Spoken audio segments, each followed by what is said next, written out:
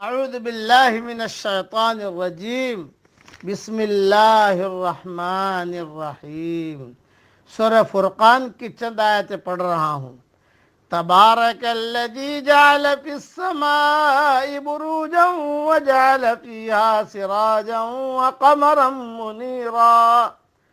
بڑی بابرکت ہے وہ ذات جس نے آسمان میں برج بنائے اور اس میں ایک چراغ یعنی سورج اور ایک چمکتا چاند رکھا۔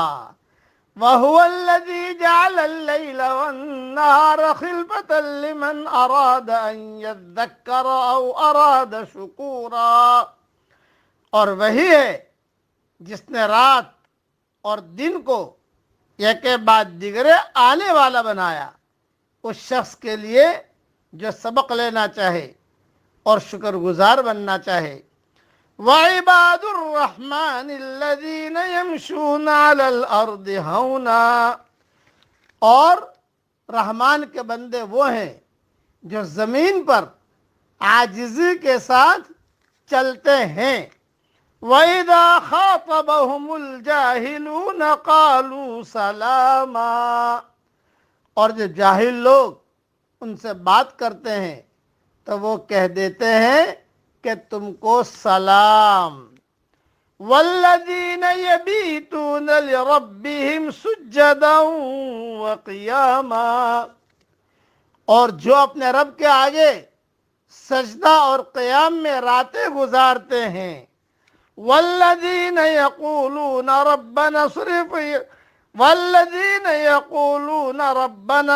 عنا عذاب جہنم، اور جو کہتے ہیں کہ اے ہمارے پیارے رب جہنم کے عذاب کو ہم سے دور رکھ۔ ان عذابہا کان غراما، بے شک اس کا عذاب پوری تباہی ہے۔ انہا ساءت مستقرا ومقاما، بے شک وہ برا ٹھکانہ ہے اور برا مقام ہے۔ اب اس کی مختصر تشریح سن لیجئے۔ اس سے معلوم ہوا کہ رحمان کے بندے وہ ہیں جو ایک طرف راتوں کو اٹھ کر اللہ کی عبادت کرتے ہیں اور دوسری طرف وہ دوڑتے بھی ہیں، دوسری طرف وہ ڈرتے بھی ہیں۔ دوڑتے کا جملہ غلط کہا میں نے، اور دوسری طرف وہ ڈرتے بھی ہیں کہ کہیں کسی غلطی یا کوتاہی پر اللہ کی گرفت میں نہ آ جائیں، اس لیے وہ عذاب جہنم سے بھی پناہ طلب کرتے ہیں۔ گویا کہ اللہ کی عبادت اور اطاعت کے باوجود اللہ کے عذاب اور اس کے مواخذے سے انسان کو بے خوف اور اپنی عبادات اور اطاعت الہی پر کسی قسم کا غرور اور گھمنڈ میں مبتلا نہیں ہونا چاہیے۔ اسی مفہوم کو دوسری مقام پر اس طرح بیان فرمایا گیا ہے۔ والذین یؤتون ما آتوا وقلوبهم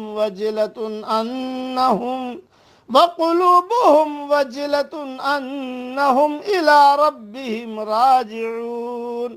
سورہ مومنون کی آیت ہے، آیت نمبر 60۔ اور وہ لوگ کہ جو کچھ دیتے ہیں اور ان کے دل ڈرتے ہیں کہ وہ اپنے رب کی طرف لوٹنے والے ہیں۔